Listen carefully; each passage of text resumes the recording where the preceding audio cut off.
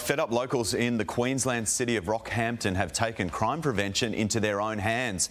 They're patrolling the streets in a convoy of cars, telling would-be offenders to clear out and leave their community alone. Their first patrol turned sour when hecklers allegedly attacked the cars and even pulled out a knife. No car thieves here! No car thieves here! No car thieves here! No.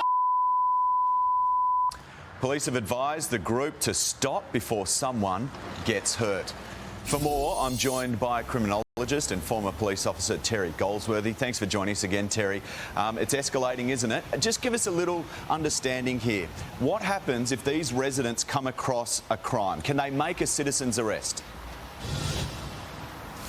Yeah, good morning. Look, there are limited circumstances in which a person can make a citizen's arrest, so a non-police officer can do this. And that is if you find someone committing an offence or you suspect they've committed an offence or if they're committing a breach of the peace. They are very limited circumstances. You must hand the person over immediately to the police upon doing it. And of course, when you're engaging that kind of behaviour, you're exposing yourself to the same issues the police are in terms of is the arrest justified, is the use of force justified, and other things such as that. Do these community patrols work?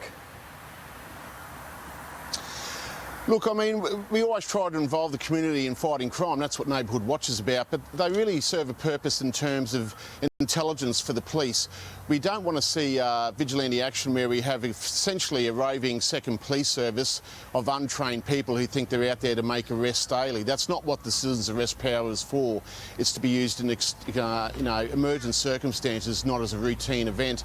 So they don't really assist. I mean, we've seen the police having to devote resources to the vigilante groups themselves rather than out there fighting crime.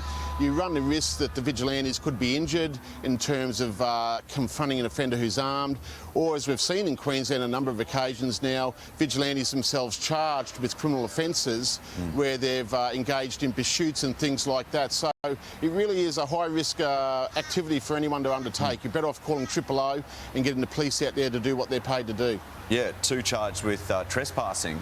Only in the last couple of days. So is this only going to worsen crime, though, in a sense, because it's really an us and them mentality at the moment?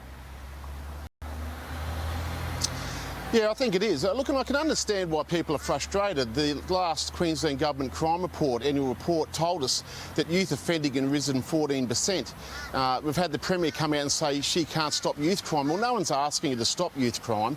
What we want to do is control youth crime.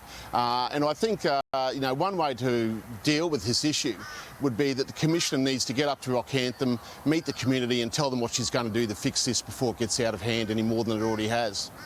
Yeah, it's continuing, isn't it? Just on those 2 that were charged, and that was from that Sunday's mob up in Rockhampton, was that the right move to charge them? Look, given the context in which this is occurring, I mean, if someone's trespassed, I would have thought perhaps to keep the lid on the tempers, etc., that a caution may have been more appropriate. There's a thing called the public interest test that the police apply when they charge someone. It would have been within their purvey to just do a caution, and I think that might have been a better grounds. Now you've kind of made martyrs out of these people, and it's going to be problematic. Well, the problem is you're taking police resources away as well at the same time.